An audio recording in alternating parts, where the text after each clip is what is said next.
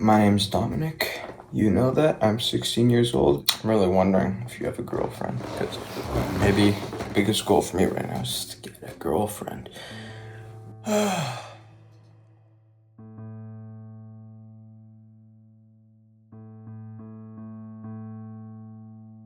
The weeks or even months, a little bit, leading to the breakup, I kind of felt horrible about myself and the relationship. After we broke up, part of me was relieved, like, oh my God, I don't have this girlfriend figure that I don't feel very good with.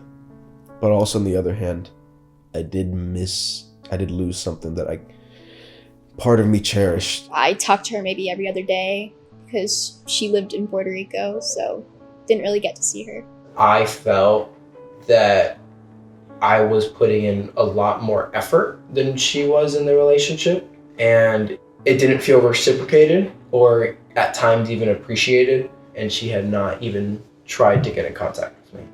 So after that point, I decided that I know where my heart was, but obviously she's not in it. I had done everything possible to save the marriage, and it wasn't going to be repaired, and I didn't want to spend the rest of my life being lonely, being miserable, and I needed to make some changes in my life so that I could be happy again.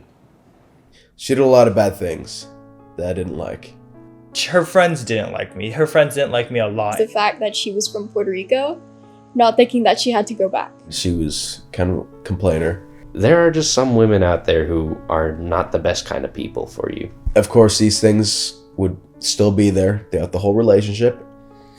And since I was so in love, I didn't think twice about it. What happens sometimes is you grow apart, and I was married for close to 20 years, and people change over time. And so that became more evident as time went by. I put way more effort than she did, and it's like I wasted 6 months of my time. Sometimes, occasionally, yes, I would be a little bit selfish in saying, and I wanted to always kind of talk to her and be with her, but I also didn't take into account that we have our own two separate lives. I would not go back in time and make changes. Things happen for a reason, and we became different people. And you can't force somebody to love you. What about you? Do you have a girlfriend? Are you in love? Well, funny enough, yes, I do have a girlfriend. Yes, I am in love.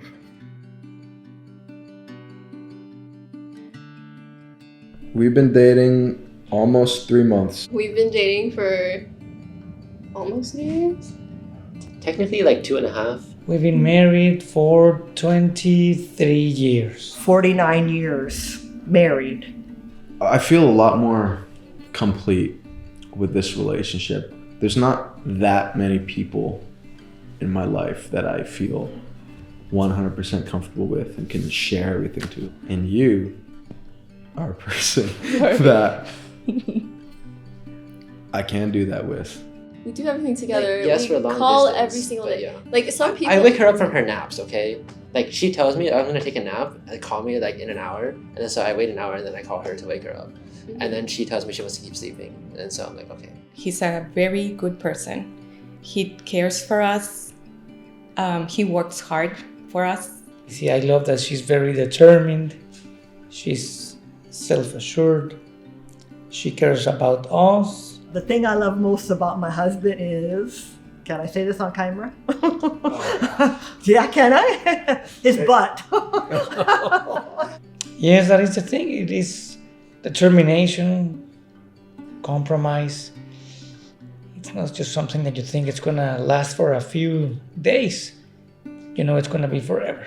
As you get older, you tend to care about each other more in different ways because you're older and you know your faults and you know illnesses, or when you're down, you can kind of hone in on the perception you have about that other person that you've been with so many years. Sometimes you say some inappropriate things at very inappropriate times. Do you have any examples? Not on camera. You don't get as excited as I do about certain things. So it feels like when we're out eating food and I'm like, oh my gosh, this is so good. What do you think? And you're like, Yeah, it's good. exactly. Well, maybe I will say that maybe his driving can be a little difficult. His snoring. I mean, if I have an issue with you, usually it's like I tell you, and then we get it cleared up in like less than 5 minutes. So We're cheat like that. yeah. We don't have arguments too often. As what he said is like that. When we are mad, we just take it easy. We just don't talk in the moment, and then later we will talk about that issue, and that's it. Let me tell you, love to me is a two-person become a one person together. Yes. That's love. Yeah. That's true. Think a lot alike. Take care of each other. Take care of our families. Unity.